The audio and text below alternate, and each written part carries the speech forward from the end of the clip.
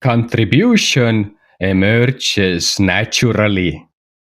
How regulated systems begin to give. This is Brain Lion Institute, episode 162. When a system stabilizes, something changes. Focus is no longer only internal.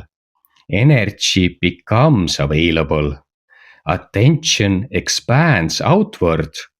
The system begins to engage with others, not from pressure, but from capacity. Contribution is not forced.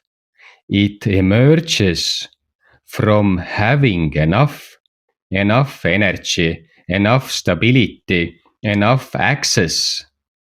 The system begins to share, support, create, influence. This is not obligation. It is a natural extension of regulation.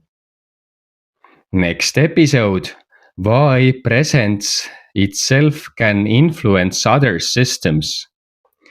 If this resonates, please subscribe, like, comment, and share. It helps the channel grow. This work is created independently. If it supports you, support link is available on the channel page. Thank you.